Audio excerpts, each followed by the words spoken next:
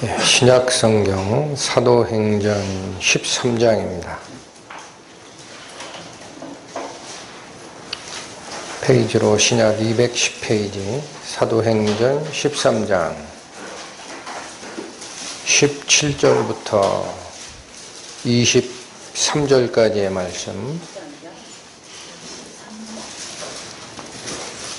사도행전 13장 17절부터 참고하겠습니다.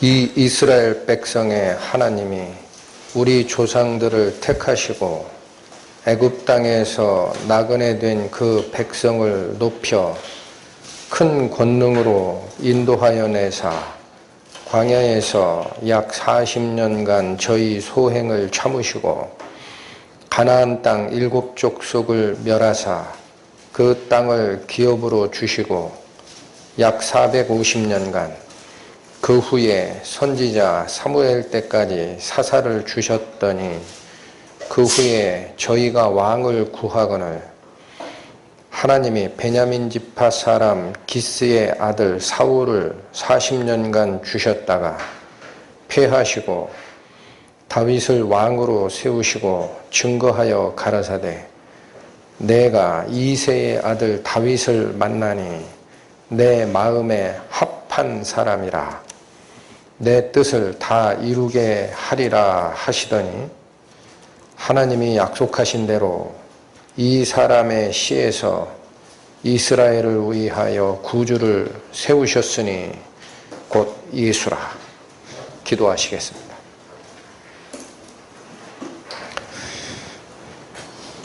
하나님의 은혜를 찬양합니다.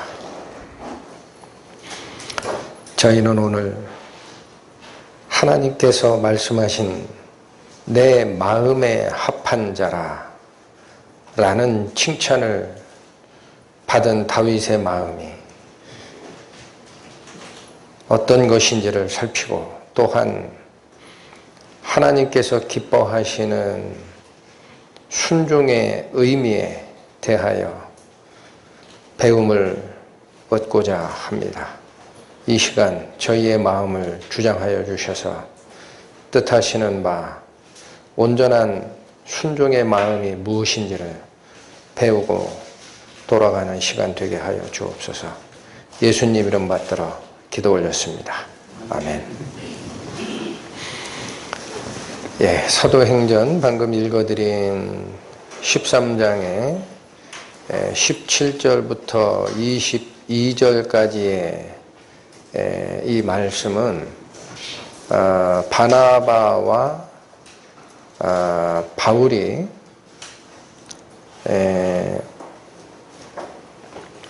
1차 전도 여행에 가서 그들에게 예수 그리스도에 대하여 증거하는 증거 내용의 일부입니다.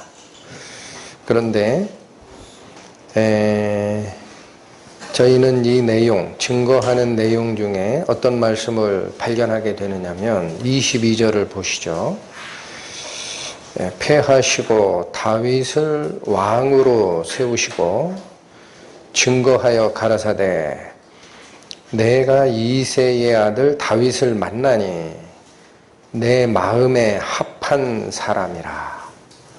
하나님께서 다윗의 왕, 다윗 왕이 되기 전이죠. 그 이새의 아들 다윗을 만나니 하나님의 마음에 딱 맞는 사람이다.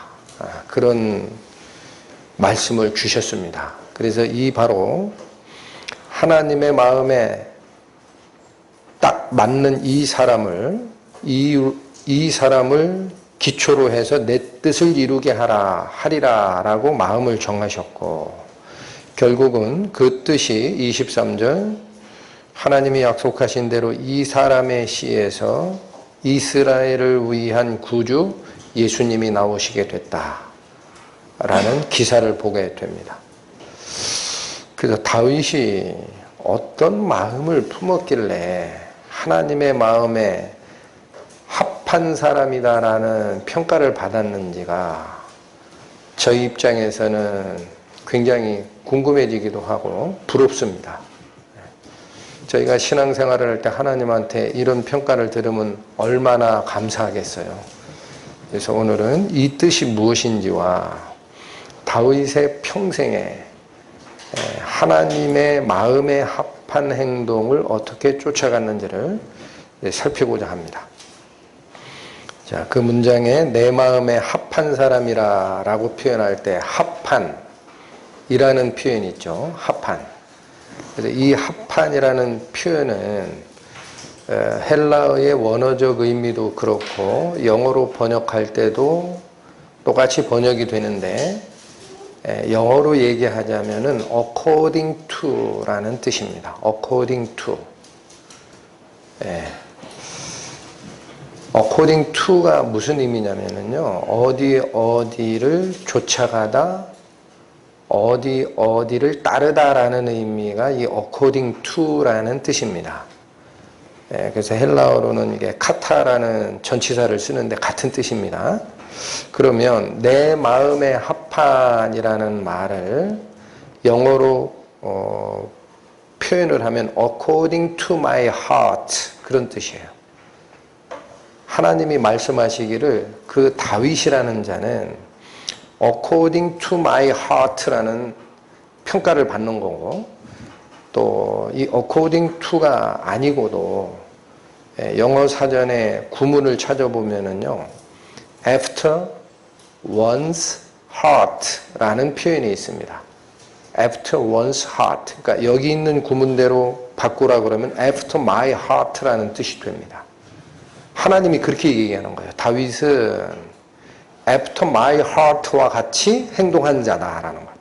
그러니까 after라는 뜻은 또 뭐예요? 뒤쫓다라는 의미죠. 뒤쫓다. 그러니까 according to라는 뜻과 같은 뜻인데 굳이 표현하면 이런 거예요. 하나님의 마음이 움직이는 게 있어요. 어느 방향으로. 그럼 다윗은 하나님의 마음이 움직이는 그 뒤를 졸졸졸졸졸 쫓아온 것과 같았던 사람이다라는 거예요. 그러니까 어그러진 게 있었다 없었다? 없었다. 어쩌면 하나님이 생각하는 그 방향대로 그대로 쫓아왔던 사람이나라는 거죠. 자, 그래서 여기 사도행전 13장 22절에 내 마음에 합한 사람이라 내 뜻을 다 이루게 하리라 라는 근원의 기록은 어디 있느냐면 사무엘상에 있었습니다. 쫓아가겠습니다. 사무엘상 구약 427페이지입니다. 사무엘상 13장. 오늘은 다윗의 일생을 좀 살펴봐야 되니까 여기저기 찾는 게 많이 있습니다. 사무엘상 13장 13절 14절. 사무엘이 사울에게 이르되 왕이 망령되이 행하였도다. 왕의 하나님 여호와께서 왕에게 명하신 명령을 지키지 아니하였도다. 그리하였다면 여호와께서 이스라엘 위에 왕의 나라를 영원히 세우셨을 것이오늘. 초대왕 사울이 하나님의 명령, 하나님이 내린 법칙을 어기고 자기가 제사장 집전을 하는 우를 범한 후에 사무엘 선지자를 통해 나갔던 말씀입니다. 여기 보시면 왕이 망령되이 행했다라고 선언이 되죠. 그러면서 뭐라고 하느냐? 그 망령됨의 본질은 왕이 하나님의 명령하신 명령을 지키지 아니하였다라는 것이 망령되다라는 거예요. 이 두 가지 문장이 위아래에 겹쳐 있다라는 거죠. 왕이 망령되게 행했다라는 그 본질이 뭐냐? 하나님의 명령을 지키지 않은 것이 그 망령됨이다라는 거예요. 그 만약에 왕이 하나님의 명령을 지키셨더라면 어떻게 했을 거다? 하나님께서 이스라엘 위에 사울 왕의 나라를 영원히 세우셨을 뻔했다라는 거예요. 그러니까 이 다윗 왕에게 주는 영원히 내 후손이 이 왕위에서 떠나지 아니하리라 라고 하시는 다윗의 약속은 다윗에게만 특별히 주는 게 아닙니다. 초대왕 사울에게도 똑같은 입장에서 하나님이 바라보시는 거예요. 당신이 선정한 왕은 아니지만 백성들의 요구에 의해서 세워진 왕이기는 하지만 하나님이 바라보시는 거는요, 누가 세우느냐가 중요한 게 아니고 나의 명령을 순전하게 쫓아가는 마음이 있는 자냐를 보시고 그 왕권을 영원히 세울 거냐 말 거냐를 결정하시는 겁니다. 이어집니다. 14절. 지금은 왕의 나라가 길지 못할 것이라 여호와께서 왕에게 명하신 바를 왕이 지키지 아니하였으므로 한 번 더 강조합니다. 명령을 어겼다라는 거예요. 이어집니다. 여호와께서 그 마음에 맞는 사람을 구하여 그 백성의 지도자를 삼으셨느니라. 여기 나오는 여호와께서 그 마음에 맞는 사람을 구하여 이스라엘의 왕으로 다시 삼은 게 있다 할 때 그 마음에 맞는이라는 말이 똑같은 뜻입니다. 이 구절을 따온 거예요. 사도행전은. 그래서 하나님께서는 벌써 여러분이 이 13절, 14절을 통해 알 수 있는 것은 그렇다면 하나님의 마음에 맞는 자를 구하겠다라는 것은 어떤 자가 하나님의 마음에 맞는 자일까요? 어떤 자가? 앞에 3번이나 강조했죠. 사울왕이 망령되이 행했다. 그리고 그것의 본질은 하나님의 말씀을 지키지 않았다라는 거예요. 또 한 번 나왔습니다. 그러니까 당연히 하나님의 마음에 맞는 자를 구하겠다라는 것은 내 명령 지키는 자가 누군지 확인하고 그에게 왕권을 주겠다라는 말이 돼버립니다. 자, 그렇다면 이 명령을 지키는 자는 어떤 마음이 밑에서 작동을 해야 하나님 명령을 어기지 않고 지키겠느냐라는 거죠. 이건 다윗의 사례를 통해서 살펴보는 것이 중요할 것 같습니다. 역대하로 갑니다. 676페이지입니다.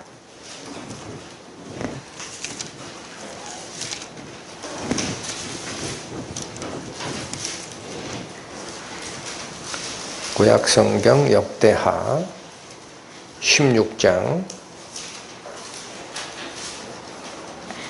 7절과 9절을 각각 읽겠습니다. 7절.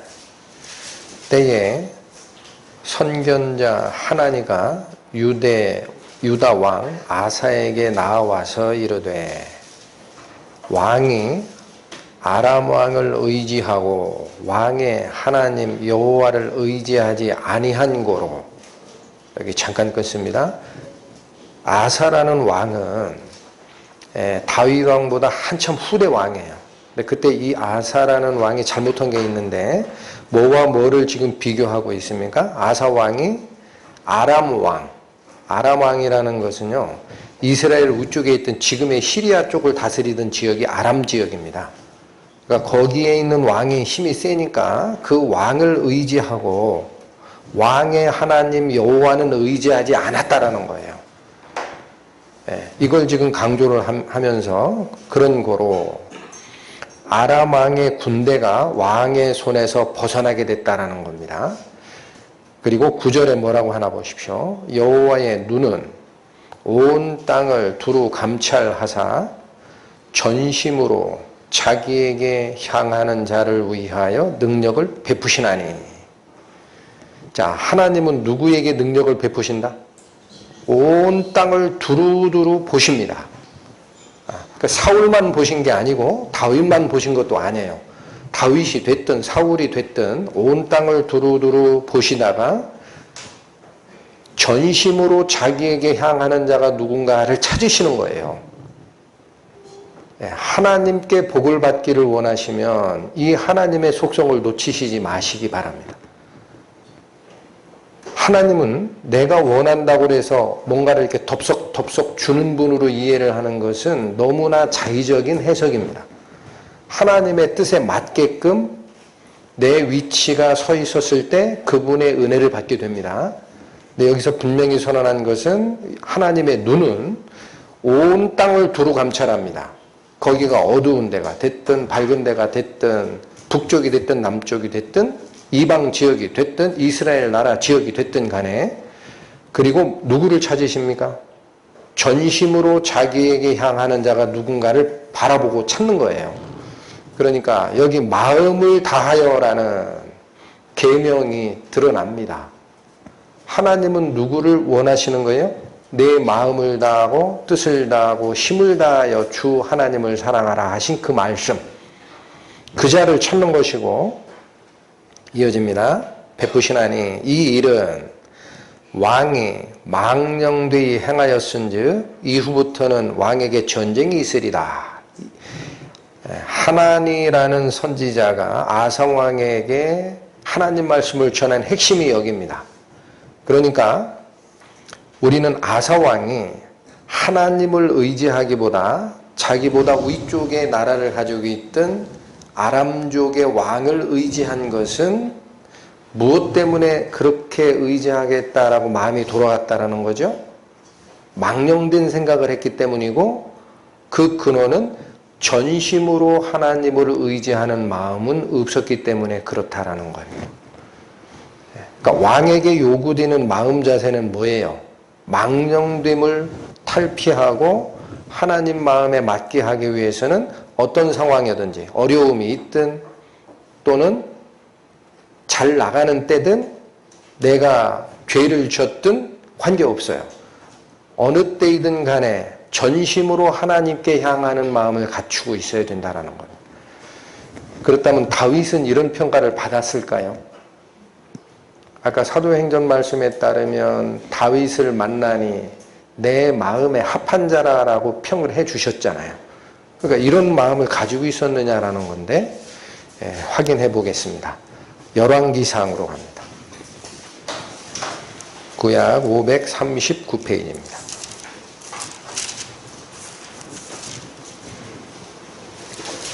열왕기상 14장 8절과 9절의 말씀. 나라를 다윗의 집에서 찢어내어 내게 주었거늘 너는 내 종 다윗이 나의 명령을 지켜 전심으로 나를 쫓으며 나 보기에 정직한 일만 행하였음과 같지 아니하고 너의 이전 사람들보다도 악을 행하고 가서 너를 위하여 다른 신을 만들며 우상을 부어 만들어 나의 노를 격발하고 나를 내 등 뒤에 버렸도다. 이게 누구에게 준 말씀이냐면요, 솔로몬이라는 다윗의 아들 솔로몬 왕이 마지막에 이방 여인들의 꾀임에 빠져서 자기 아내들이죠, 이스라엘의 우상 숭배하는 산당을 짓게 허락하고 한 통에 하나님께서는 솔로몬의 아들인 여로보암 때에는 12지파 중에 10지파, 북쪽에 있는 10지파를 떼서 다른 자에게 주리라 라고 약속을 하셨습니다. 그래서 그 북쪽에 있는 10지파를 떼어받은 누굽니까? 여로보암 왕입니다. 여로보암 왕.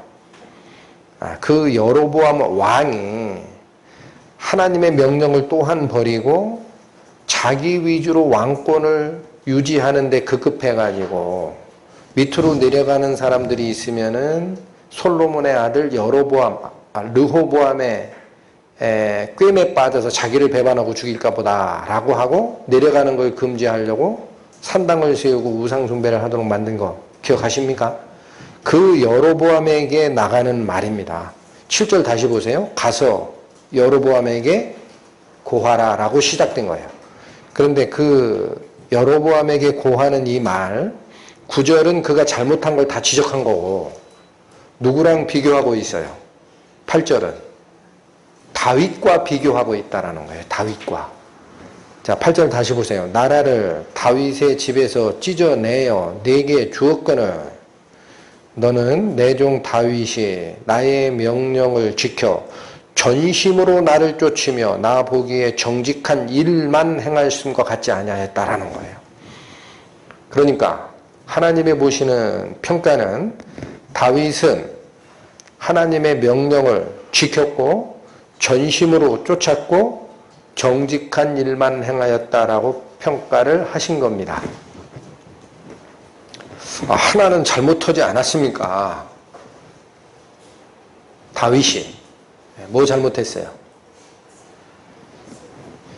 자기 장군 요압은 전쟁터에서 전쟁을 한참 하고 있는 통에 다윗성에 편안하게 거하다가 궁전의 옥상을 거닐면서 옆집을 이렇게 내려다보고 자기 장수인 우리아의 아내 목욕하는 장면을 보고 음행을 범하고 그것을 또 덮기 위해 충직한 우리아를 고의적으로 전쟁에서 죽게 만드는 음행과 살인사건을 저지르는 우를 범하죠. 그거 여기 빠졌지 않느냐라고 했는데 그거 또 나온 데가 있습니다. 그거 빼고 다 돼 있다라는 거. 그거 빼고. 자, 그게 바로 옆에 있습니다. 15장 4절 5절 살펴입니다. 그 하나님 여호와께서 다윗을 위하여 예루살렘에서 저에게 등불을 주시되 그 아들을 세워 후사가 되게 하사 예루살렘을 견고케 하셨으니 이는 그러니까 왜 계속 다윗의 후손들이 왕을 차지할 수 있게끔 유다 왕족을 유지했느냐라는 거예요. 이는 그렇게 한 이유는 다윗이 햇사람 우리아의 일 외에는 평생에 여호와 보시기에 정직히 행하고 자기에게 명하신 모든 일을 어기지 아니하였습니다. 한 번의 개인적 죄는 있었습니다.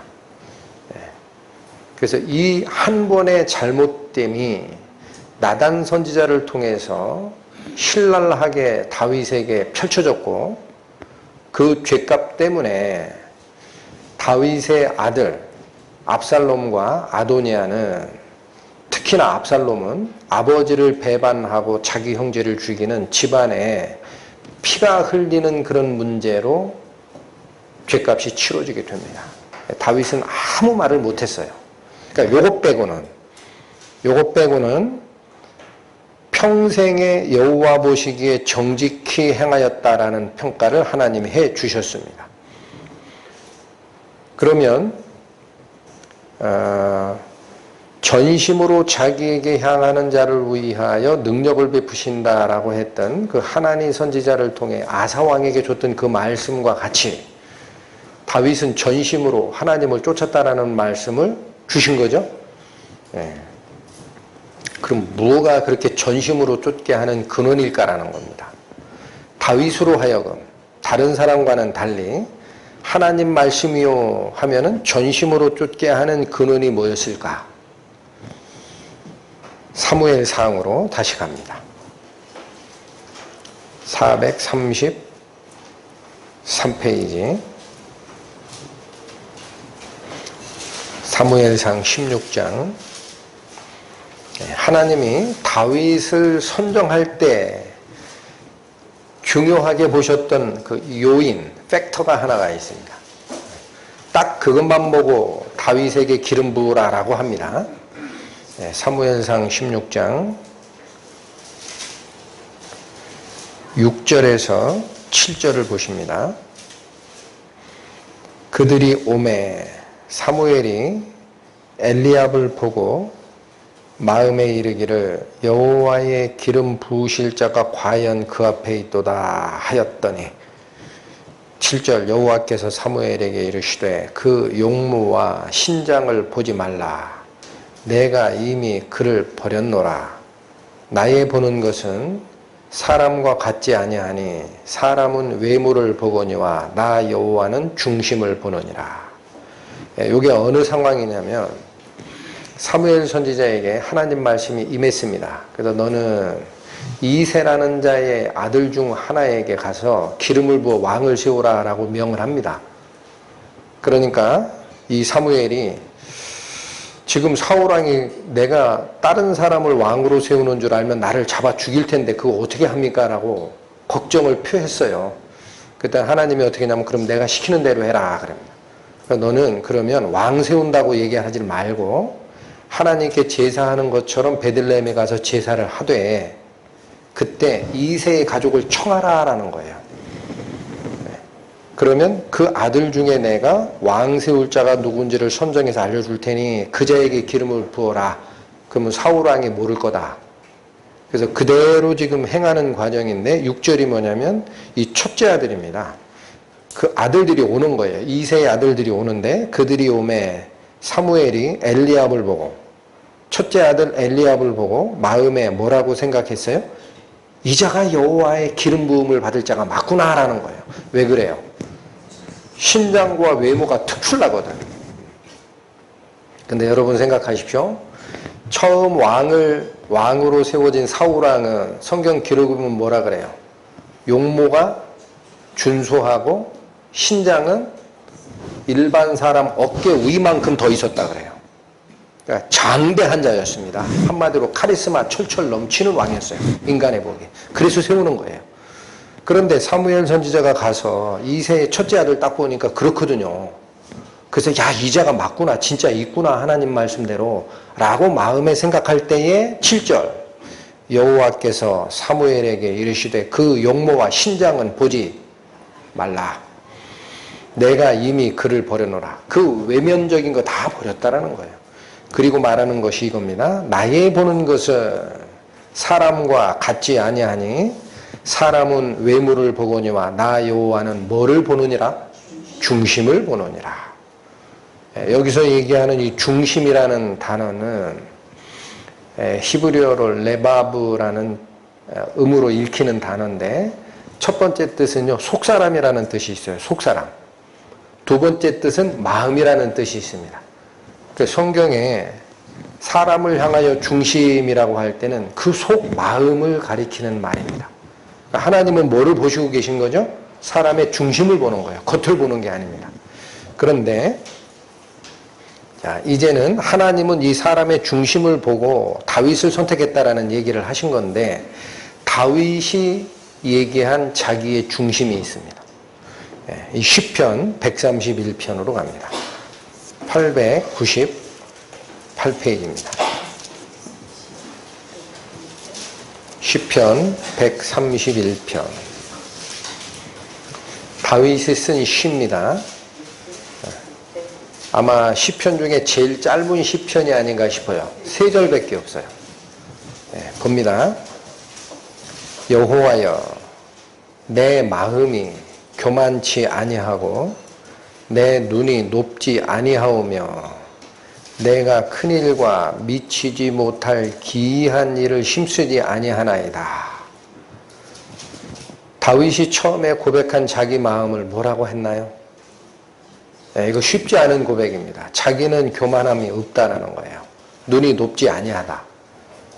그래서 자기가 할 수 없는 일 또는 기이한 일, 신기한 일 이런 걸 하려고 노력한 적이 없다. 2절 실로 내가 내 심령으로 고요하고 평온케 하기를 젖된 아이가 그 어미 품에 있음 같게 하였나니 내 중심이 뭐와 같도다? 젖된 아이와 같도다. 다윗 스스로 자기의 마음, 자기의 중심을 뭐라고 고백했습니까? 젖된 아이와 같은 마음을 가지고 살았다라는 겁니다. 자, 그러면 이 젖된 아이라는 표현이 2절의 앞에 보면 진실로라는 거예요. 실로라는 것은 진실로 내가 내 심령으로 어떤 상태에 있었다?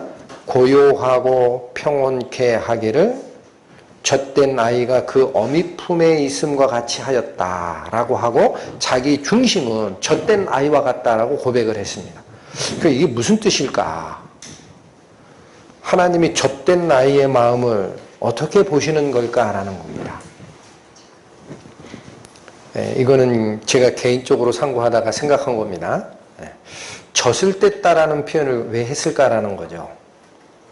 젖을 떼기 전의 아이라면 걸음마도 못하고 먹고 사는 생명의 양식이 어머니가 주는 대로 그냥 받아먹어야 되는 상태입니다.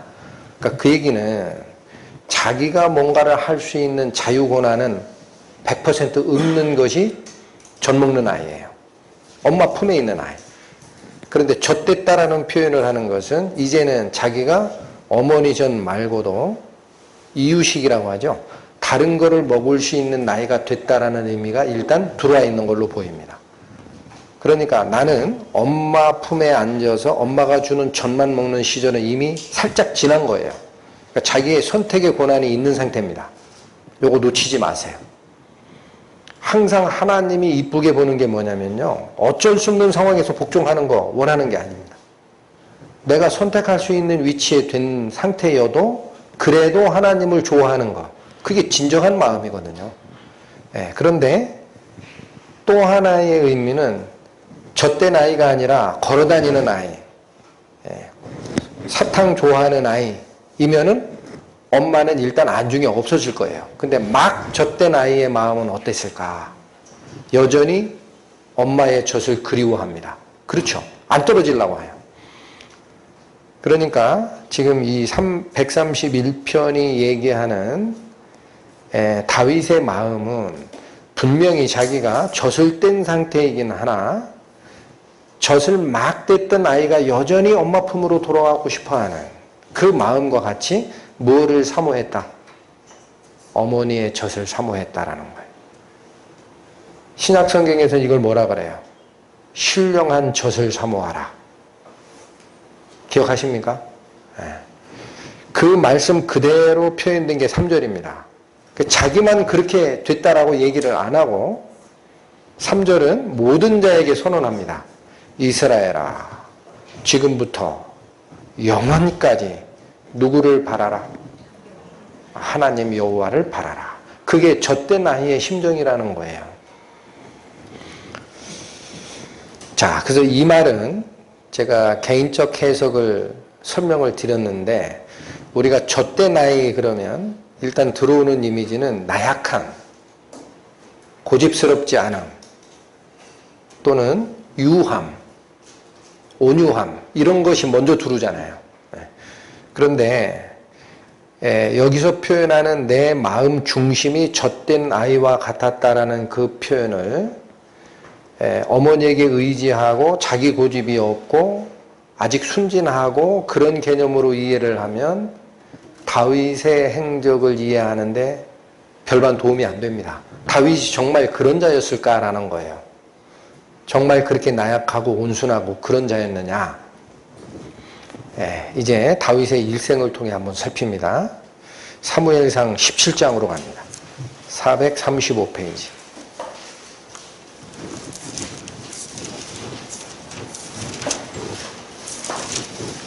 사무엘상 17장. 우리가 너무나 잘 아는 골리앗과의 싸움의 모습입니다.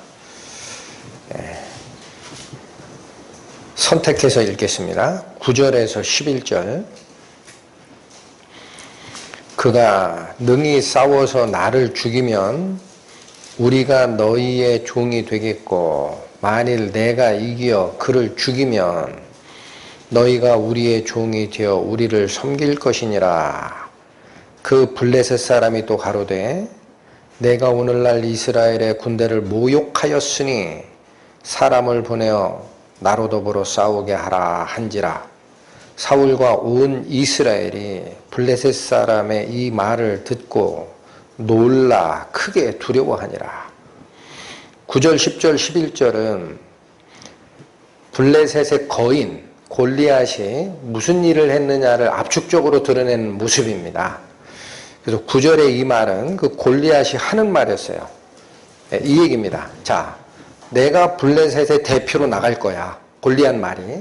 그러면 너 이스라엘 군대 있지? 너희들 중에도 제일 잘난 사람 하나를 대표로 내놔라 그거예요. 우리 둘이 싸우게 하자. 만약 내가 이기면 너희 이스라엘은 우리 블레셋의 종이 되라. 또는 반대로 이스라엘의 대표 군사가 나를 이기면 우리가 너희 종이 될게 라는 얘기를 한 겁니다. 그러면서 이것은 그냥 싸움을 도두는 얘기가 아니라는 거예요. 골리앗 입에서 뭐라고까지 나왔어요? 10절 잘 보세요. 그 블레셋 사람이 또 가로되, 누가 얘기한 거예요? 골리앗이 스스로 말하기를 내가 오늘날 이스라엘의 군대를 어떻게 하였다? 모욕한 거다라는 거예요, 이게. 그럼 너희 자존심 있으면 가만히 있지 말고 나와서 싸워야 된다라는 얘기를 한 겁니다. 근데 이 모욕의 말을 듣고도 11절 사울과 온 이스라엘이 블레셋 사람의 이 말에 분기탱천한 겁니까? 어떻게 되세요? 반대죠? 이 말을 듣고 놀라고 두려워서 떨고 있습니다. 왜냐하면 그의 신장이 3m가 넘거든요. 도저히 나가서 싸울 수 없는 상대인 것을 보거든요, 눈으로. 자, 그렇다면 이 말이 이스라엘의 군대를 모욕했다라고 지금 골리앗은 스스로 말을 했어요. 그러니 모욕을 견디기 힘들면 나와서 나랑 싸우자, 그런 얘기인데, 뒤에 다윗의 말을 빌리자면 이것은 하나님을 모욕한 거다 그래요. 단순히 사람을 모욕한 것이 아니다. 왜 그럴까라는 생각을 했습니다. 어느 말이 하나님을 모욕하는 말이 될까요? 골리앗이 한 말 중에. 9절 다시 보세요. 그가 능히 싸워서 나를 죽이면 우리가 너희의 종이 되겠고 만일 내가 이기어 그를 죽이면 너희가 우리 종이 되어 우리를 섬기리라 라고 제안을 했죠.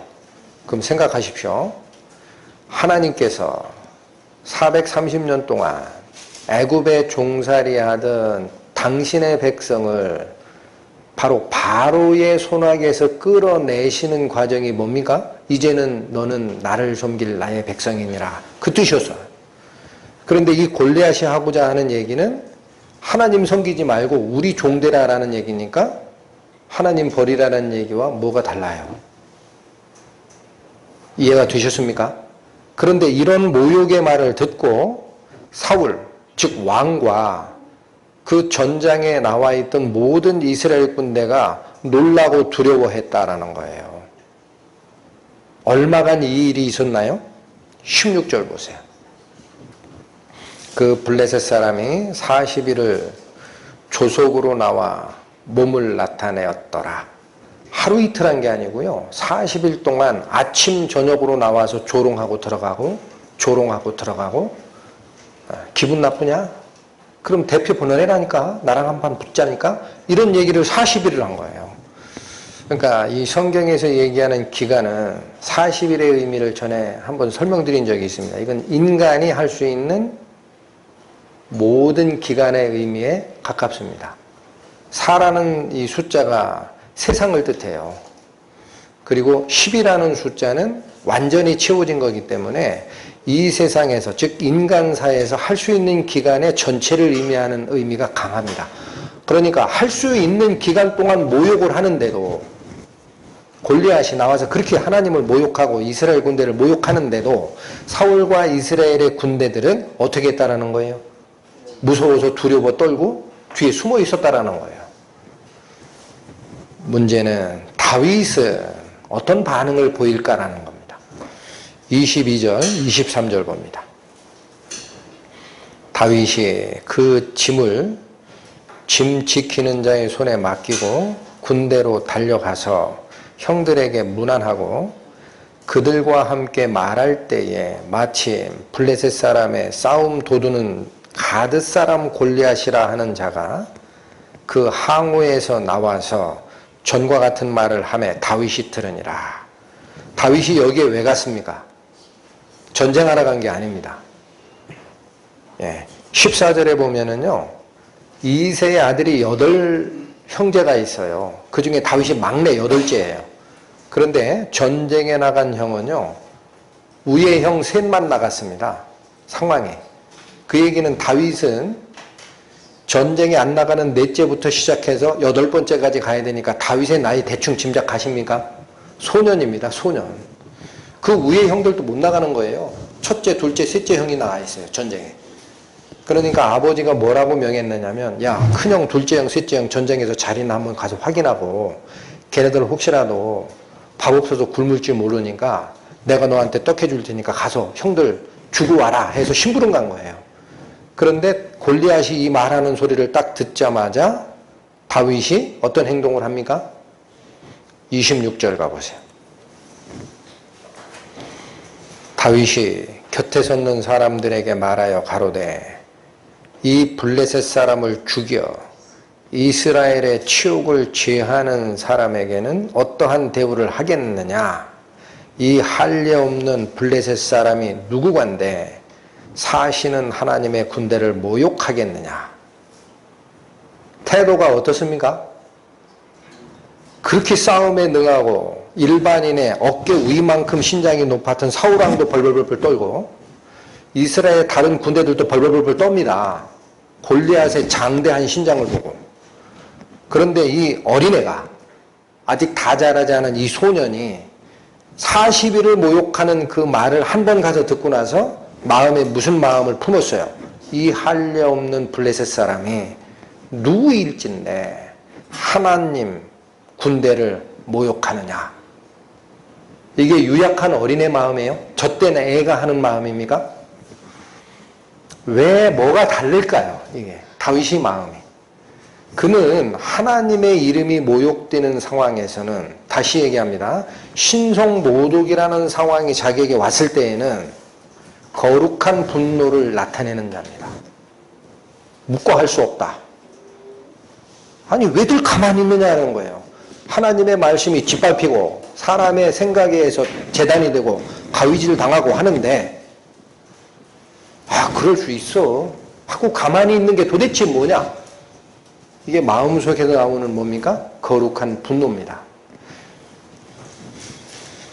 자, 다윗이 가졌던 26절의 이 마음은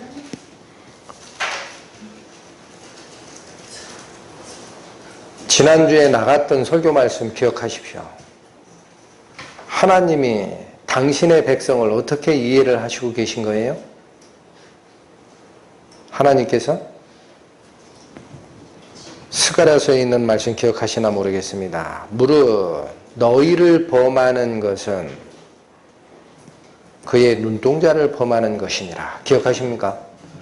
하나님께서 당신의 이름을 둔 당신의 백성을 어떻게 보호하시는 거예요? 당신의 눈동자와 같이 보호하시는 겁니다. 그러니까 이스라엘 군대를 모욕한다라고 골리앗 스스로 얘기했던 그 말의 핵심은 누구를 모욕한 것이다? 그 위에 계신 전쟁의 주관자 여호와 하나님의 이름을 모욕한 것과 같다라는 이 인식이 누구 안에는 분명히 들어가 있던 거다. 다윗의 마음. 45절 봅니다. 이제 전쟁이 둘 사이에 전투가 일어납니다. 45절 다윗이 블레셋 사람에게 이르되 너는 칼과 창과 단창으로 내게 나오거니와 나는 만군의 여호와의 이름 곧 내가 모욕하는 이스라엘 군대의 하나님의 이름으로 내게 가노라. 다윗을 담대하게 만들었던 근원이 드러납니다. 블레셋이 아무리 3m가 넘고 창 하나가 배틀째만해요. 그 말은 이만한 기둥 같다라는 거예요. 그가 입은 갑옷의 무게가 나옵니다. 50kg쯤 됩니다. 갑옷 무게만. 그런 거인을 향하여 나갈 때에도 다윗은 뭘 말하고 나갑니까? 너는 창과 칼과 단창 그런 걸로 나한테 오지 너는 무기 가지고 오잖아. 내가 너에게 나가는 근원은 하나다라는 거예요. 나는 누구 이름으로 너한테 간다? 내가 모욕하는 하나님의 이름으로.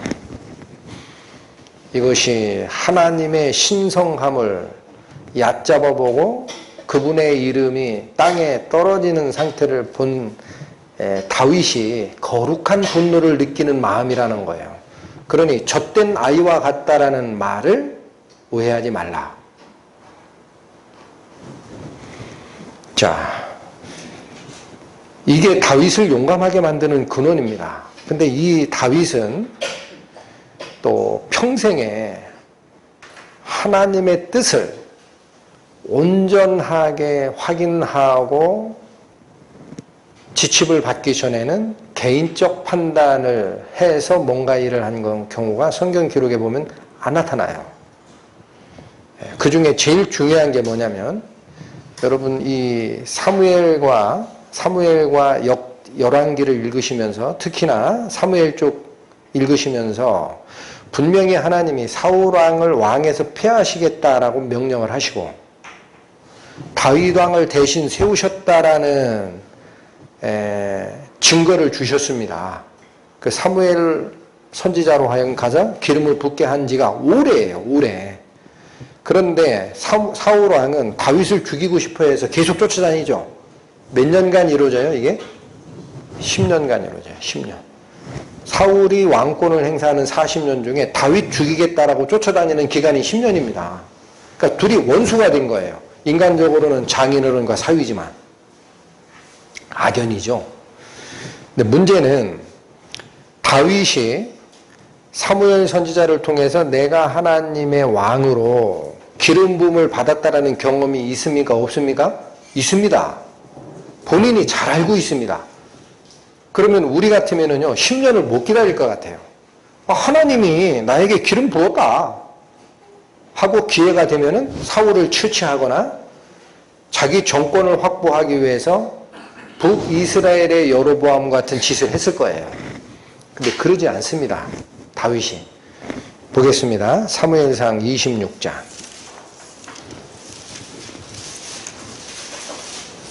사무엘상 26장 7절에서 11절.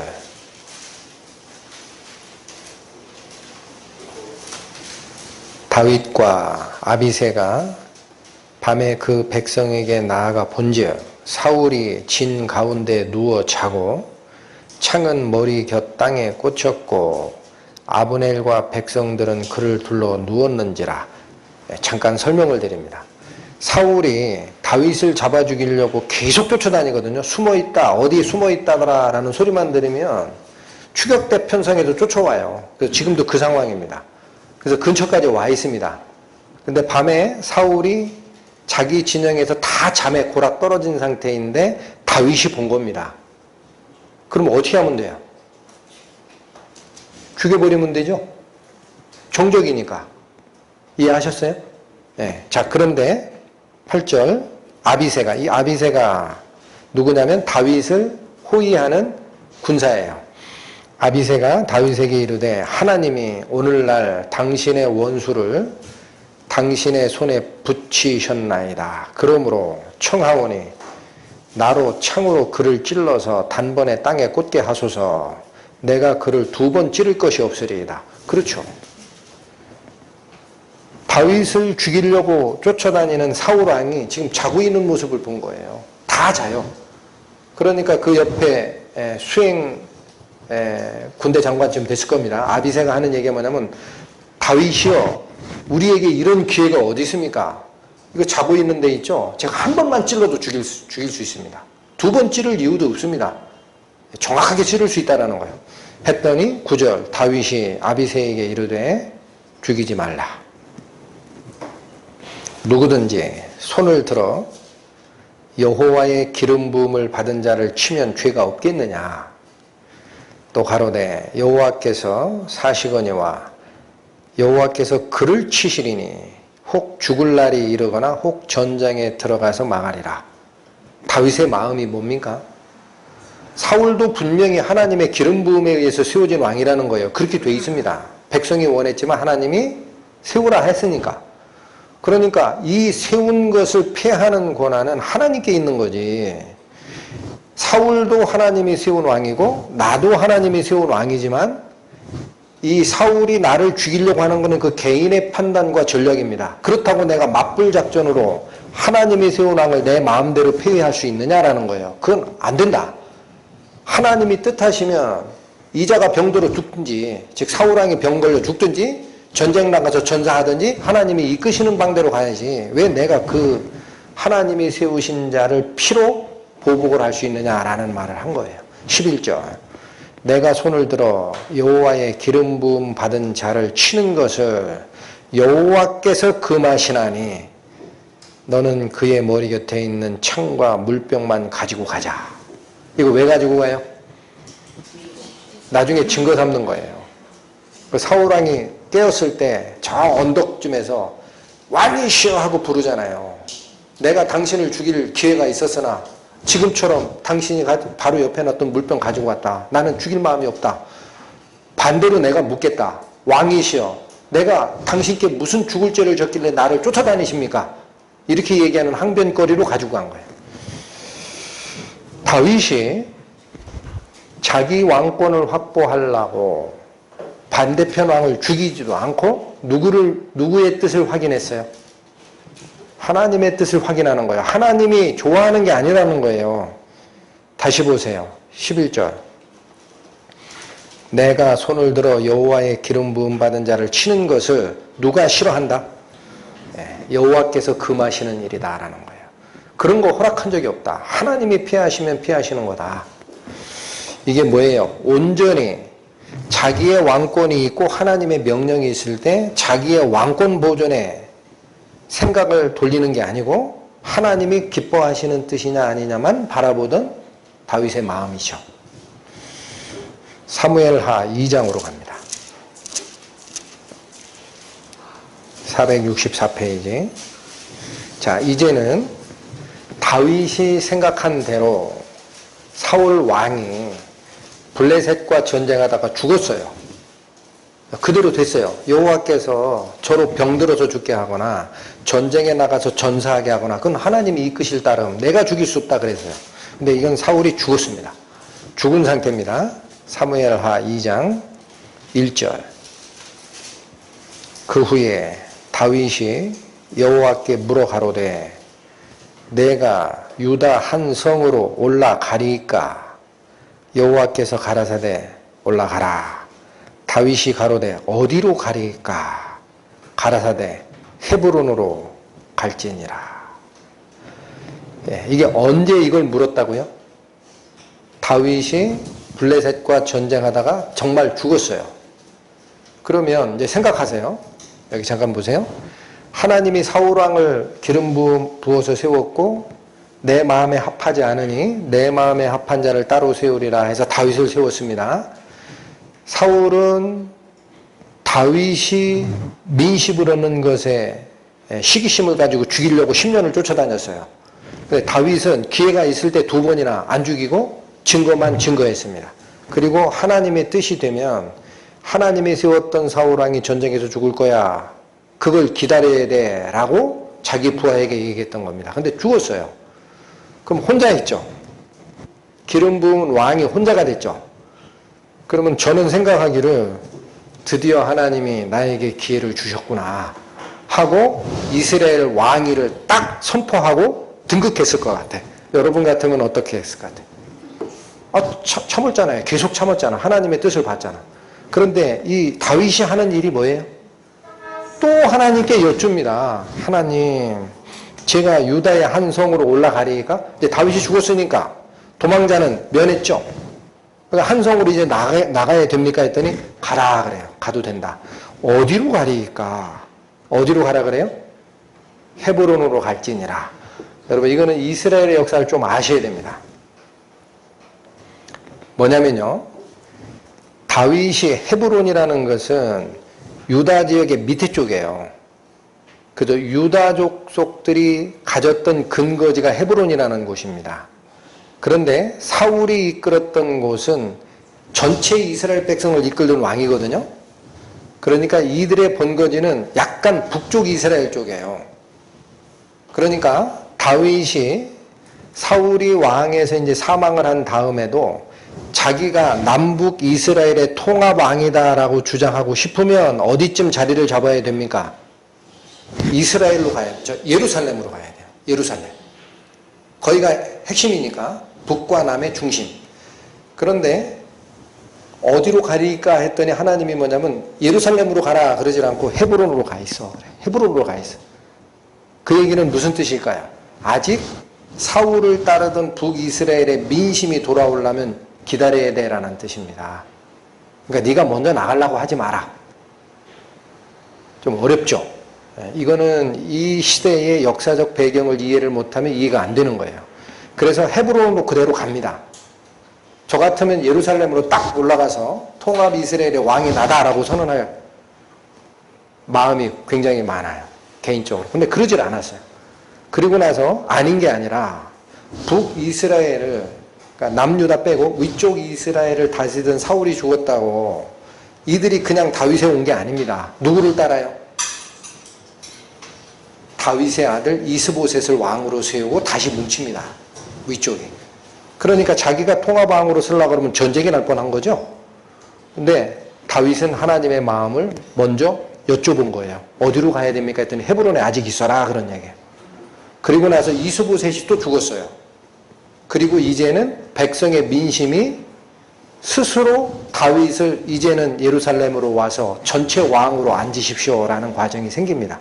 그때까지 기다리라는 거예요. 하나님의 섭리가. 네가 앞으로 나가려고 하지 마라. 문제가 생기니까. 그게 어디 나옵니까? 사무엘하 5장 1절과 2절입니다. 네, 4장까지가 이스보셋, 즉 사울의 아들 중 그 뒤에 왕권을 주장하던 자가 죽은 상태가 4장입니다. 네, 사무엘하 5장 1, 2절. 이스라엘 모든 지파가 헤브론에 이르러 다윗에게 나와 말하여 가로되 보소서 우리는 왕의 고륙이니이다. 전일 곧 사울이 우리의 왕이 되었을 때에도 이스라엘을 거느려 출입하게 한 자는 왕이시었고 여호와께서도 왕에게 말씀하시기를 네가 내 백성 이스라엘의 목자가 되며 이스라엘의 주권자가 되리라 하셨나이다. 자, 사울의 아들 이스보셋을 쫓던 북쪽 그 이스라엘 민족이 이스보셋도 죽었거든요. 4장에. 하니까 마음이 어떻게 돌아온 거죠?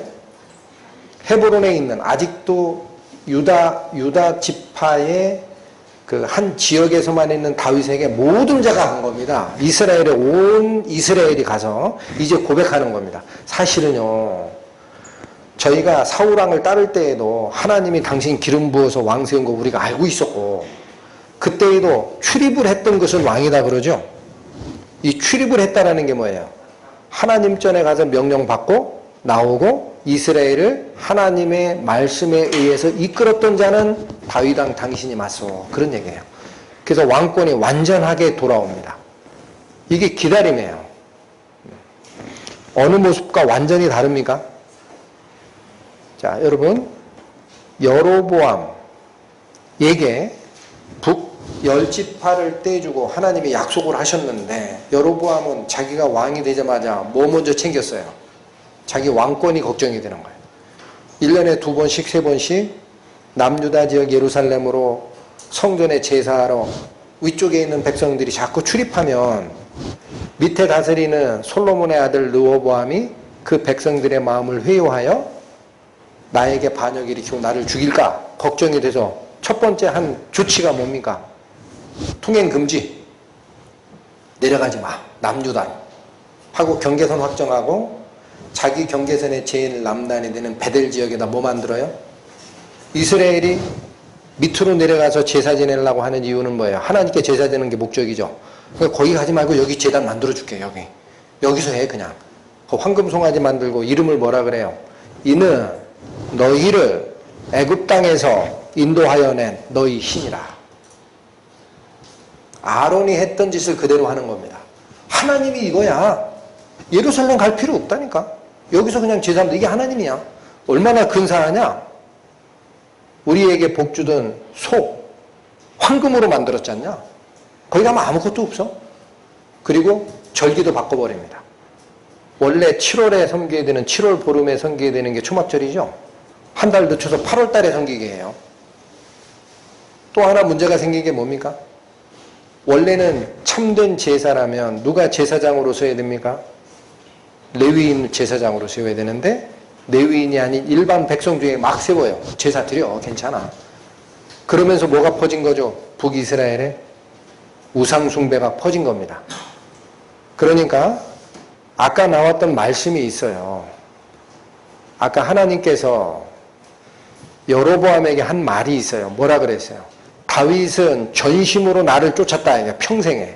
내 명령을 거역한 바가 없다. 그러나 여로보암 너는 너를 위하여 신을 만들고 배반하여 나를 떠나고 나를 네 등 뒤로 던졌느니라 라고 선언을 하신 거예요. 그러니까 다윗이 분명히 하나님의 선지자에 의해서 기름 부음을 받고 왕권을 인정받았지만 본인이 왕위에 서는 과정도 절차마저도 100% 누구의 의견을 따른 거예요? 하나님의 말씀을 따른 거예요. 제가 올라가리까 말리까? 아직 아니야. 헤브론에 있어. 이해가 되시죠? 사울왕 죽이려고 하지도 않았고 하나님이 하실 거야. 기다리면 돼. 자기 왕권에 관련된 것만 그렇게 했느냐? 그렇지 않습니다. 자, 이제 전쟁하는 과정도 한번 보세요. 전쟁 시에도 어린애같이 물어요. 하나님의 뜻을. 자, 5장 17절. 이스라엘이 다윗에게 기름을 부어 이스라엘 왕을 삼았다 함을 블레셋 사람이 듣고 다윗을 찾으러 다 올라오매 다윗이 듣고 요회초로 나가니라. 자, 이거 무슨 상황이냐면요. 이스라엘이, 그러니까 다윗이, 여기 지금 국제정세를 잘 보십시오. 위쪽은 대부분의 백성은 사울이 통치를 했고, 다윗 왕은 사울이 쫓아다니면서 죽이려 하는 사람이었어요. 그래서 이 다윗이 어디에 가서 숨어요? 블레셋 가드 지역의 왕 밑에 가서 숨습니다. 갈 데가 없으니까. 좀 이상하죠? 블레셋은 그 이방인인데 그 밑에 가서 봉신 노릇을 해요. 그 왕 밑에서. 이거 굉장히 재밌는 현상이에요. 그러다가 블레셋이 이 사울이 이끄는 이스라엘 사람하고 전쟁할 때는 다윗이 참석했느냐? 다행히 참가를 안 해요. 왜냐하면 못 믿겠거든. 자기 나라 사람하고 전쟁할 때 다윗이 가드 왕의 봉신 노릇을 하면서 끌고 나가면은 다윗이 반역을 할지 얘네들 칠지 모르잖아요. 그러니까 다행히 안 나갔어요. 그러니까 이 상태에서는 블레셋 사람이 다윗을 어떻게 생각한 거예요? 아직 우리 봉신이야 라고 생각한 겁니다. 유다의 왕으로 있을 때는. 그런데 상황이 바뀌어버렸어요. 모든 이스라엘들이 와서 다윗을 이스라엘의 왕으로 삼았다라는 소리를 들었어요. 누가? 블레셋 사람이. 그러니까 이들은 어떻게 생각하는 거예요? 야, 다윗이 이제는 우리의 적이 됐다. 이제는 봐줄 게 아니다. 우리 봉신이 아니야, 걔가. 통합 이스라엘 왕 됐다니까? 해서 이스라엘 사람들을 치러 블레셋 사람이 어떻게 했다고요? 다 올라왔다라는 거예요. 이건 전군을 데리고 온 겁니다. 다시 읽습니다. 17절. 이스라엘이 다윗에게 기름 부어 이스라엘 왕을 삼았다 함을 블레셋 사람이 듣고 다윗을 찾으러 다 올라오매. 이거 잊어버린 애 찾으러 온 게 아닙니다. 다윗 치러 온 거예요. 이건 그냥 놔둬서 안 되겠다. 제 왕권 확보되기 전에 우리가 치자 해서 블레셋 군대를 다 모으고 올라온 겁니다. 전쟁에 이제 전면전이 붙은 거예요. 전면전이. 그런데 봅니다. 18, 19절 마저 봅니다. 블레셋 사람이 이미 이르러 르바임 골짜기에 편만한지라. 이게 꽉 찼다라는 뜻이에요. 편만하다라는. 그 전쟁할 만한 골짜기에 블레셋 군대가 꽉 차게 와 있는 겁니다. 19절 다윗이 여호와께 물어 가로되 내가 블레셋 사람에게 올라가리이까? 여호와께서 저희를 내 손에 붙이시겠나이까? 물었죠. 답변 나갑니다. 여호와께서 다윗에게 말씀하시되 올라가라. 내가 단정코 블레셋 사람을 내 손에 붙이리라 하시니라. 그래도 이겨요. 1차 전면전에서 이겨요. 근데 끝난 게 아닙니다. 블레셋은 끝까지 쫓아옵니다. 두 번째 다시 침범한 것이 22절입니다. 블레셋 사람이 다시 올라와서 르바임 골짜기에 편만한지라. 23절 다윗이 여호와께 묻자온대 가라사대 올라가지 말고 저희 뒤로 돌아서 뽕나무 숲을 맞은편에서 저희를 엄습하라. 이 희한한 말씀이 나오죠. 자, 첫 번째 전면전에서 하나님 말씀을 의지해서 이겼어요. 그럼 우리 같으면 다시 왔어요. 걔네들이. 그러면 어떤 생각을 할까요? 지난번처럼 다시 싸우면 되지라고 생각하기 딱 쉽습니다. 그런데 하나님은 뭘 보시는 거예요? 지금은 쟤네들이 올라왔을 때 전략이 바뀌었다라는 거예요. 전략이. 그러니까 전면전 하지 말라는 거예요. 이걸 안 물었으면 그냥 가서 쳤을 거예요. 그럼 잘못하면 집니다. 근데 다행히 다윗은 하나님께 물었어요. 23절 다윗이 여호와께 묻자온대 다시 물어요. 이번엔 어떻게 해야 됩니까? 했더니 가라사대 뭐라 그래? 이번엔 올라가면 안 돼. 그런 얘기예요. 올라가지 마. 올라간다라는 게 맞대응하면 안 돼라는 거예요. 맞대응하지 말고 어떻게 하라? 저희 뒤로 돌아 뽕나무 숲을 맞은편에서 저희를 엄습하라. 이번에는 기습작전 써야 된다. 얘야. 다윗과 하나님이 참 얼마나 친숙하시기도 하고 다윗의 마음이 보입니까? 젖대 나이에요 이게. 이게 젖대 나이라니까요. 분명히 하나님의 전쟁이다. 마음에 딱 느낌이 오면은 다윗은 반드시 묻습니다. 하나님 이번 제가 올라가요? 말아요? 올라가. 정말요? 그럼 내가 단정코 그들을 네 손에 붙일 거야. 또 왔어. 그러면 야 지난번에 나한테 지더니 이게 아니고 하나님 또 올라가요? 그랬더니 아니야. 지금은 올라가면 안 돼. 이게 돌아. 저 뒤로 돌아. 거기 숨어 있다가 기습작전으로 해야 돼. 또 이겨요. 다윗의 모습이 보입니까? 어때요 모습이? 골리앗 싸울 때 그 용기와는 다르죠.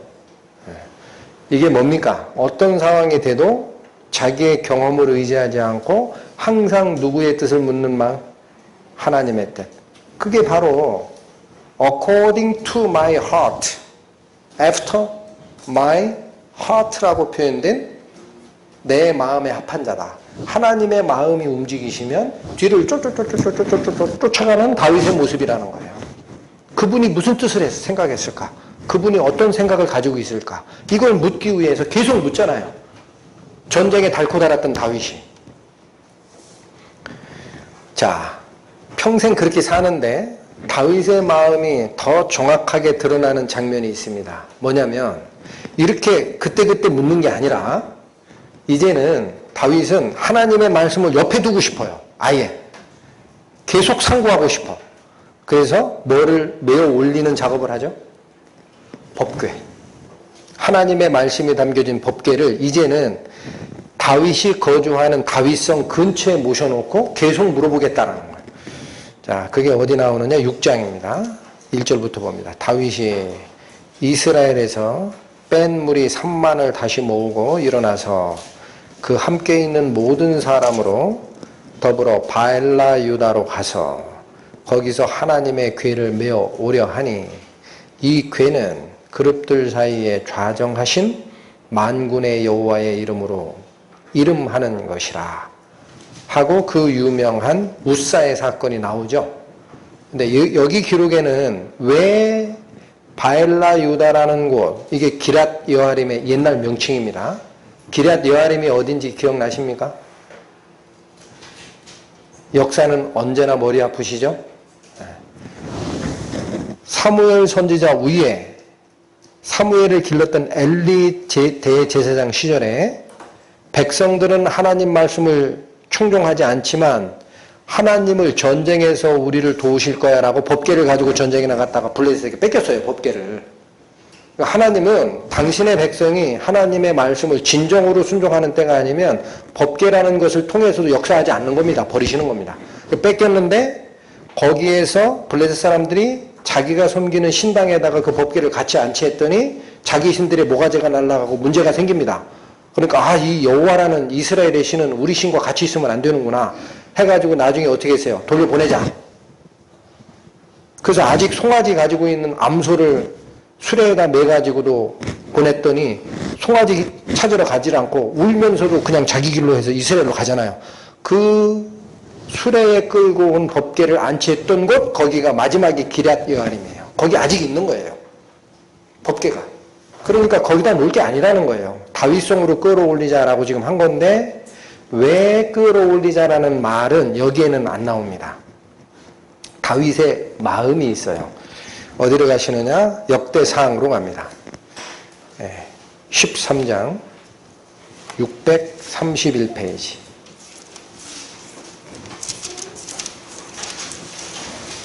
역대상 13장 3절 말씀 봅니다. 똑같은 그 사건을 역대기에서 어떻게 기록하느냐입니다.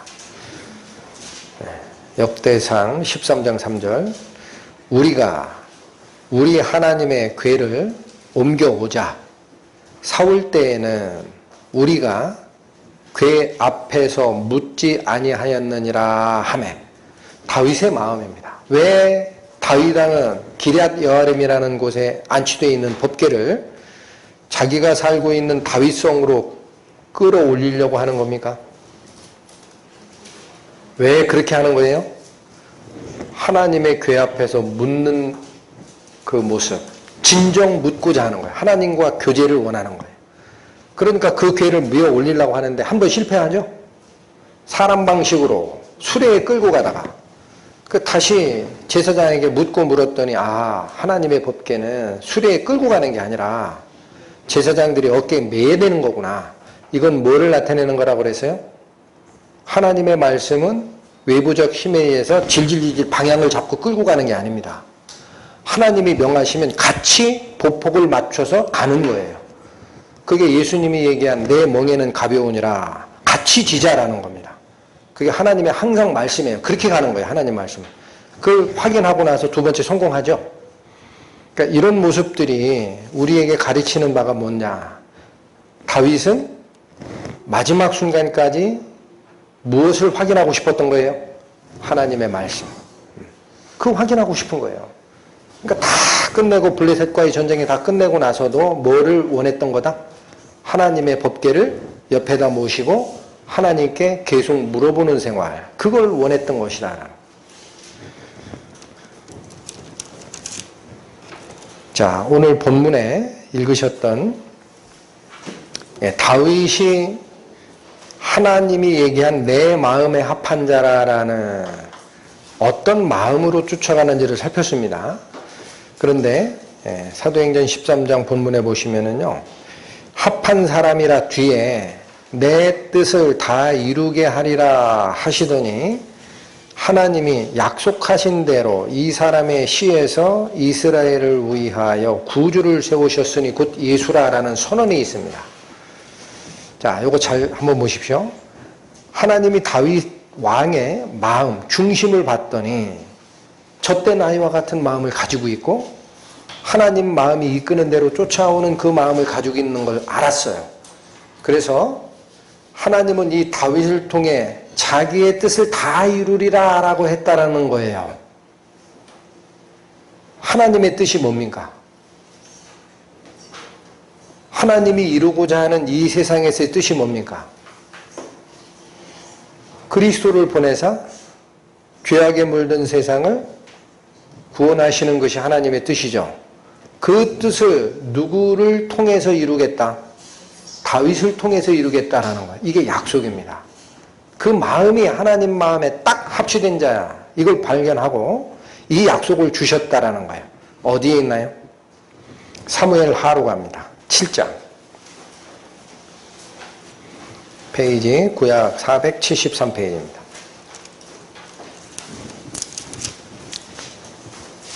사무엘 하 7장.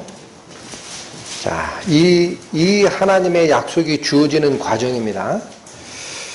나단 선지자를 통해 나가는 과정인데 일단 1절에서 3절 보겠습니다. 여호와께서 사방의 모든 대적을 파하사 왕으로 궁에 평안히 거하게 하신 때에 자, 언제입니까 이게? 이젠 전쟁도 끝나고 모든 이스라엘의 영역을 다 통일하고 편안하게 거하게 된 때입니다. 2절 왕이 선지자 나단에게 이르되 볼지어다 나는 백향목궁에 거하거늘 하나님의 궤는 휘장 가운데 있도다. 나단이 왕께 고하되 여호와께서 왕과 함께 계시니 무릇 마음에 있는 바를 행하소서.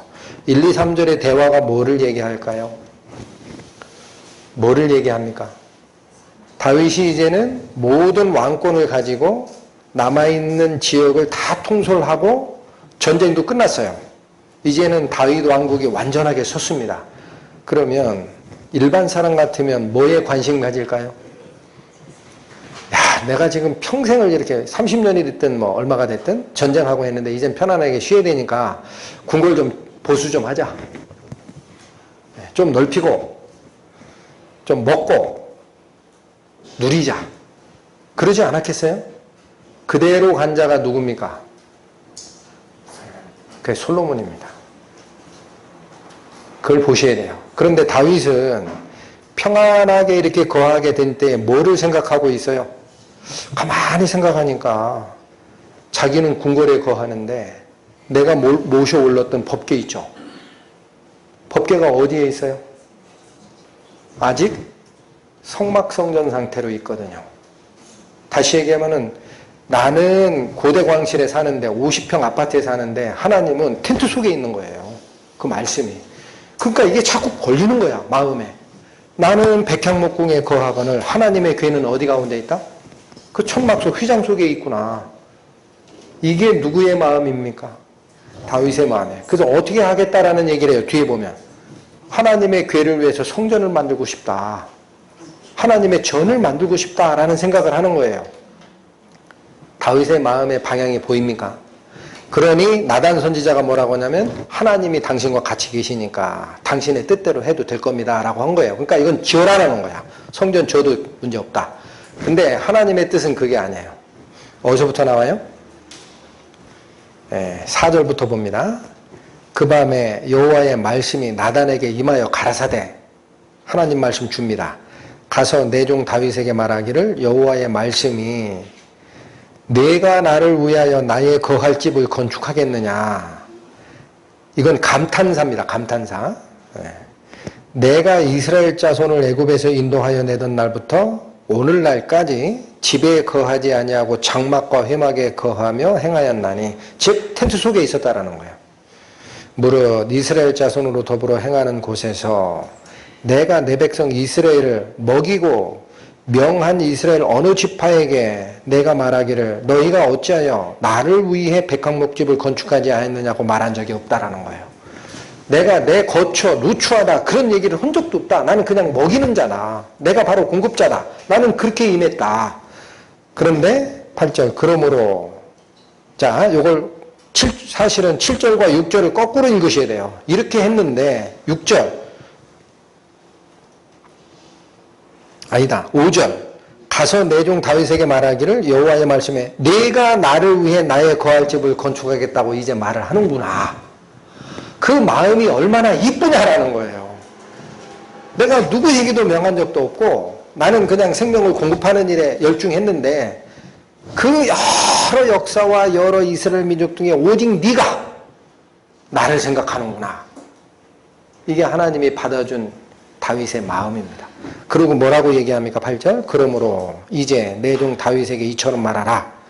만군의 여호와께서 이같이 말씀하시기를 내가 너를 목장 곧 양을 따르는 데서 취하여 내 백성 이스라엘의 주권자를 삼고 이건 왕으로 세우고 그런 뜻입니다.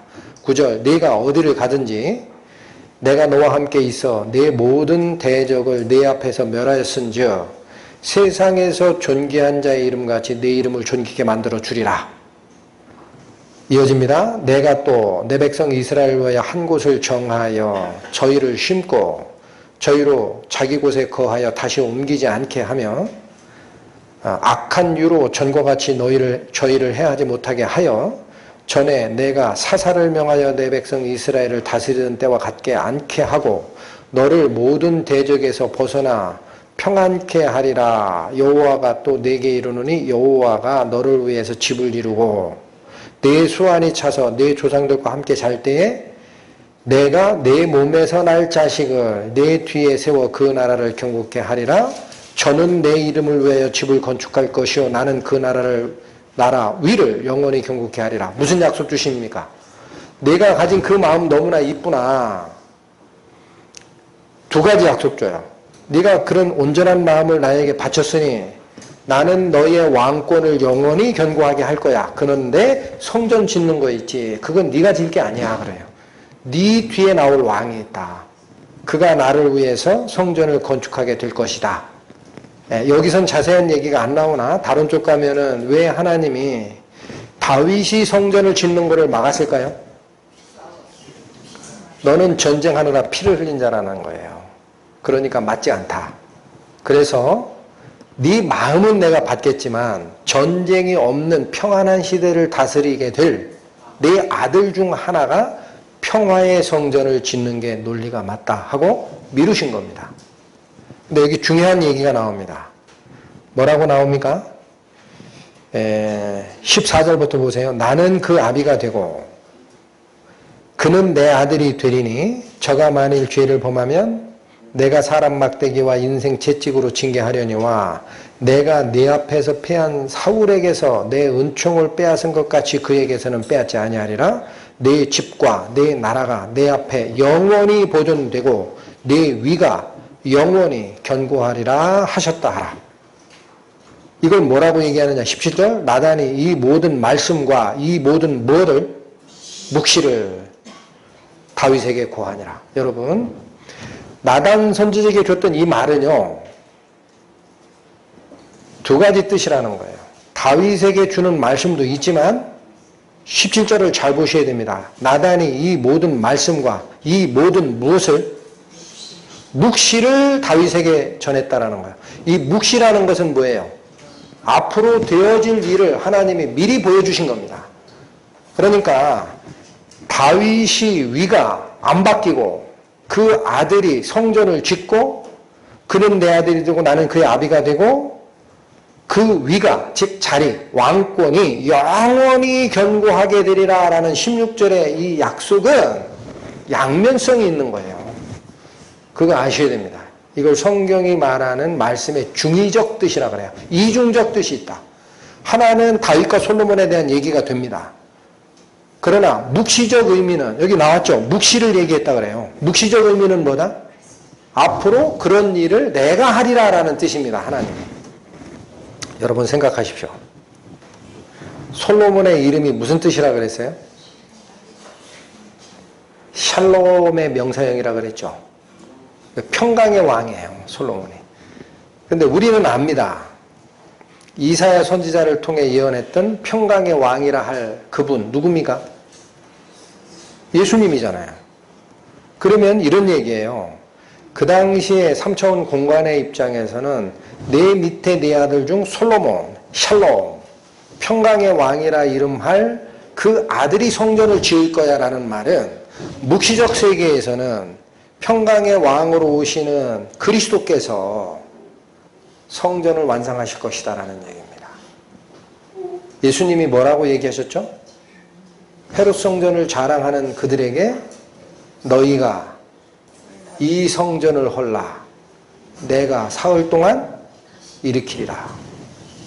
유대인들은 성전을 가리키는 줄로 알고 성전 모독죄로 고소했으나 예수님은 뭐라 그래요?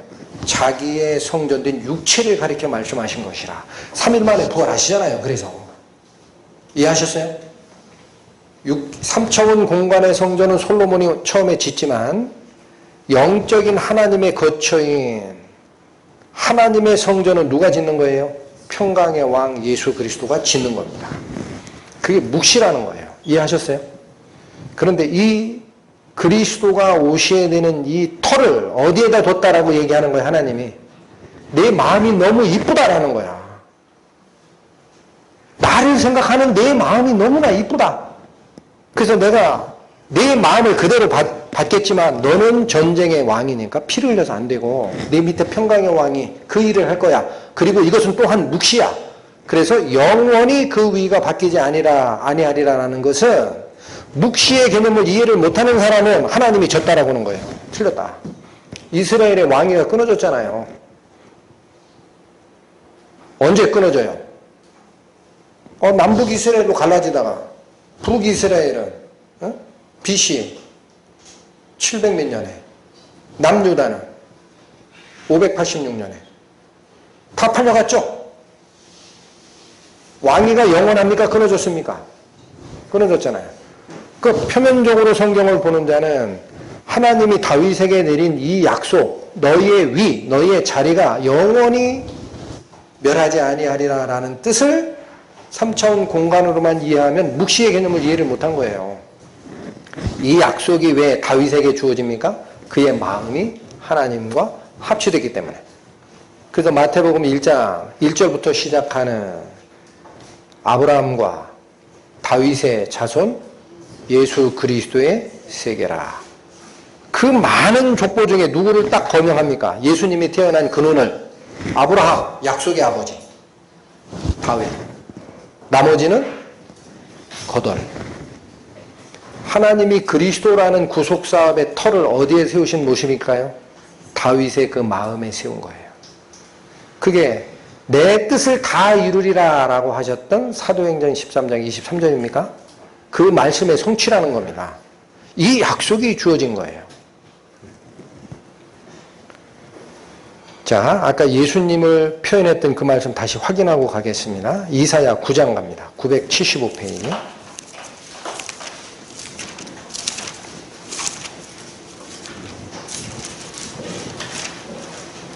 975페이지 이사야 9장 6절 7절.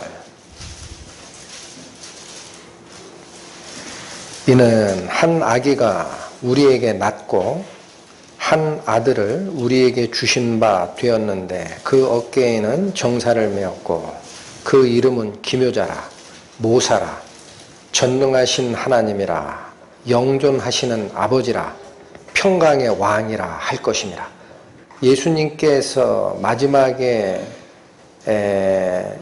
받으시는 이름 중에 맨 마지막 왕의 호칭이 뭐예요? 평강의 왕입니다. 그 정사와 평강의 더함이 무궁하며 또 다윗의 위에 앉아서, 여기 희한한 말씀하죠. 어느 위에 앉는다? 다윗의 위, 즉 왕권이 다윗에게 허락한 그 왕권 승계의 의미다라는 거예요. 그 위에 앉아서 그 나라를 굳게 세우고 지금 이후 언제까지? 영원토록 공평과 정의로 그것을 보존하실 것이라. 누가 이루리라? 만군의 여호와의 열심히 이를 이루시리라. 이게 구원자 예수 그리스도 평강의 왕을 세우실 하나님의 열심이 누구의 그 이쁜 마음 위에 세워졌던 모습이다. 다윗의 마음. 그러니 합한 자라고 하는 거예요. 자, 이 평강의 왕이라는 것은 언제 이루어졌을까요? 신약성경 골로새서 가보십니다. 325페이지. 골로새서 1장.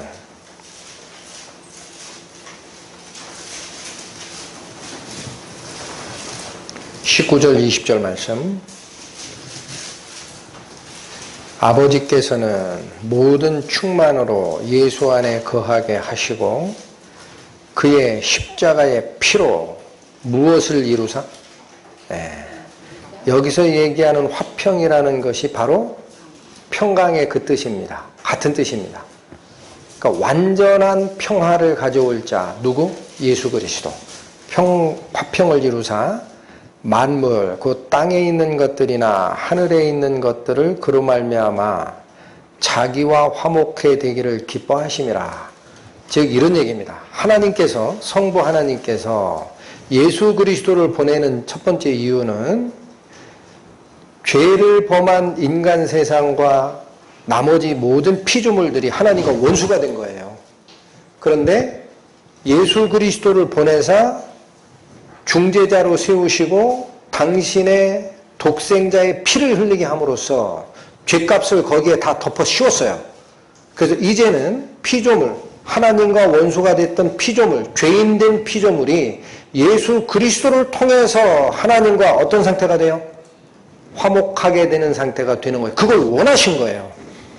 그래서 평강의 왕 그리스도를 보내시는 건데 그 평강을 이루는 근원은 뭡니까? 예수님의 피 흘리심입니다. 그것밖에는 없습니다. 하나님 앞에 그래서 그리스도의 피를 통하지 않고 가서 설라고 하는 자는 지옥으로 떨어지는 거예요. 명심하셔야 됩니다. 그리스도의 피가 나와 무슨 관계가 없이 하나님 앞에 설려는 자가 있으면 그 자는 마지막 순간에 지옥으로 떨어집니다. 화평을 이루지 못하는 상태이기 때문에 그러합니다. 이게 하나님이 그리스도를 세우는 이유라는 거예요. 자, 여기서 이제 몇 가지를 더 살핍니다. 하나님의 마음에 합한 자라는 표현을 다윗에게 주었잖아요. 그런데 성경에 보면은 하나님이 기뻐하는 자라는 표현까지 받으셨습니다. 역대상 28장 갑니다. 651페이지. 구약성경 역대상 28장 2절에서 4절까지 말씀. 이에 다윗 왕이 일어서서 가로되 나의 형제들 나의 백성들아 내 말을 들으라.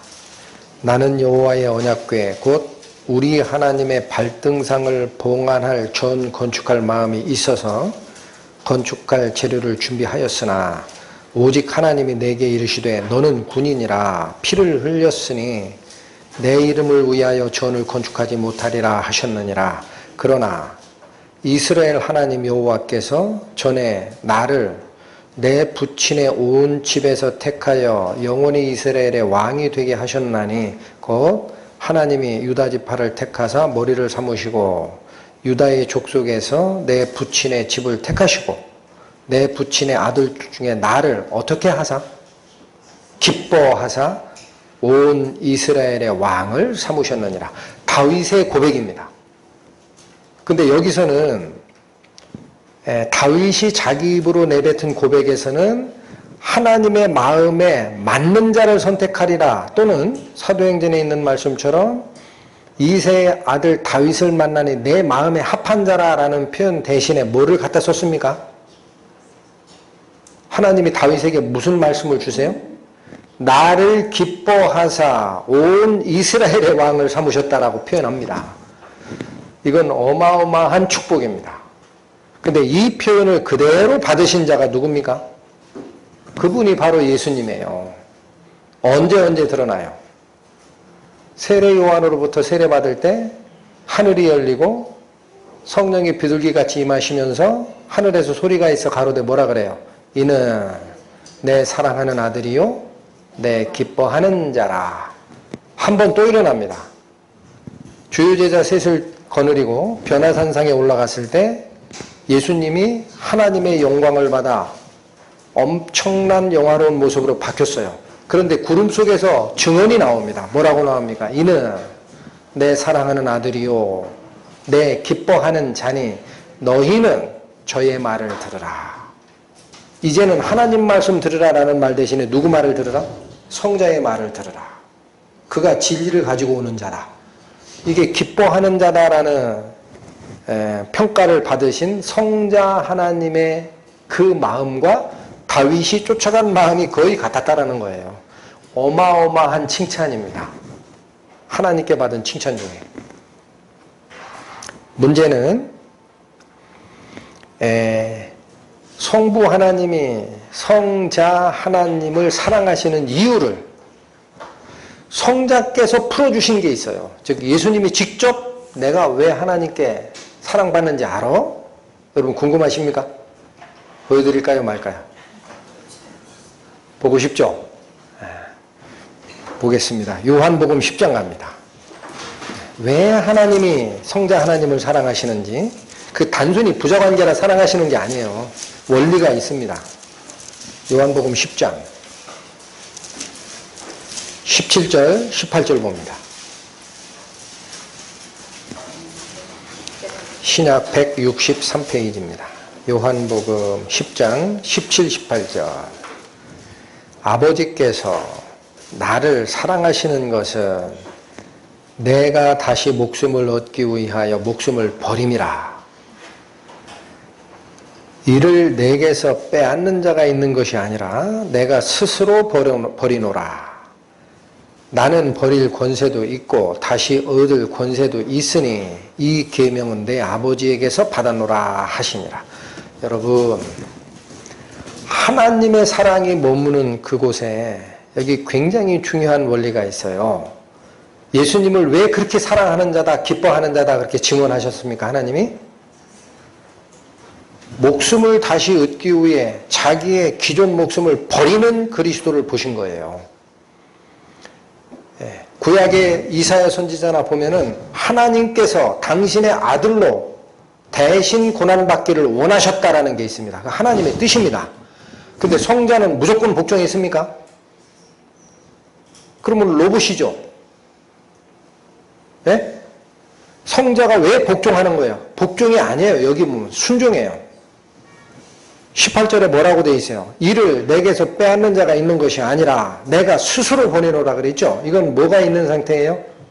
버릴 고난과 안 버릴 고난이 같이 주어진 자유의지의 상태라는 사실입니다. 그럼에도 불구하고 아버지 하나님이 원하시는 것이 기쁨이고 그것이 곧 선이기 때문에 성자 예수 그리스도는 아버지의 뜻을 순종하여 자기 스스로 버렸다라는 거예요. 이것이 진정한 하나님이 보시기에 기뻐하는 모습이에요. 이거는 죄인된 인간에게도 원하는 겁니다. 여러분 반드시 기억하십시오. 반드시 죄인된 인간에게 하나님이 뭐를 주셨어요? 자유의지 주셨어요. 아담과 하와가 선악과를 따먹으러 할 때 막지 않으신 하나님 반드시 기억하십시오. 지금도 똑같습니다. 네가 원하는 대로 선택할 수 있다. 그 완전한 자유의지 하에서 사람은 내 인생이 원하는 쪽을 선택할 수도 있지만 하나님이 옳으십니다라고 돌아갈 수도 있습니다. 그것이 회개입니다. 그러니까 예수님께서 복음서에 말씀하신 게 뭐예요? 무릇 자기 목숨을 얻고자 하는 자는 잃을 것이요 나를 위하여 자기 목숨을 버리는 자는 얻으리라. 그 길이 무엇입니까? 그리스도가 성부 하나님께 바쳤던 사랑이고 바로 성부 하나님만 오르시다라는 완전한 고백이기 때문에 그러합니다. 그게 완전한 회개입니다. 다른 우수마발을 붙이지 마세요. 다 필요 없어요. 하나님이 그 마음을 보시는 거예요. 내가 정말 다 버리고 나에게 돌아오겠느냐? 확실하냐? 하나님은 중심을 보십니다. 아십니다. 내 인지적으로 뭐를 이해를 못했다고요? 왜 그거 의지합니까? 구원은 그렇게 오는 게 아니라니까요. 그게 지식구원 양산하는 거예요.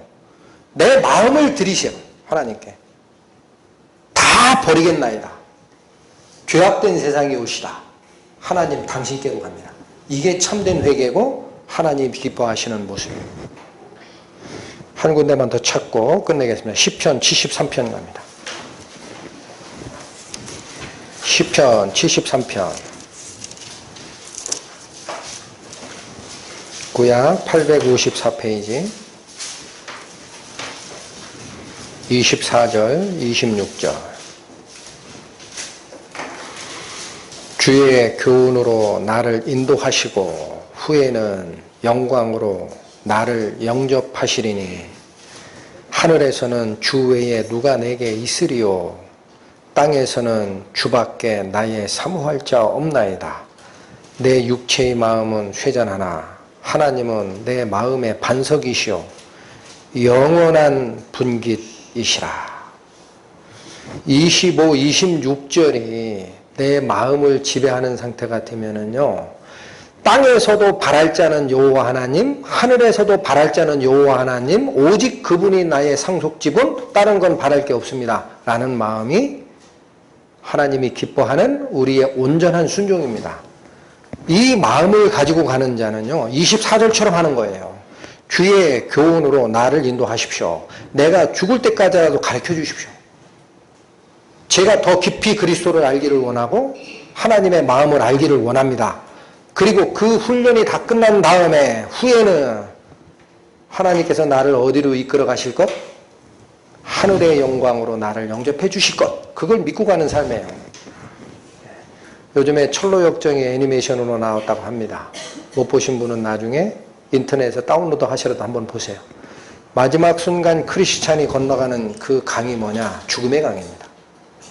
뭘 확인했기 때문에 건너가요? 후에 영광으로 나를 영접하실 하나님이 계시다. 그게 믿음이라고 그래요. 그걸 믿음이라고 하는 거예요. 안 보이지만 분명히 바라보고 가는 것.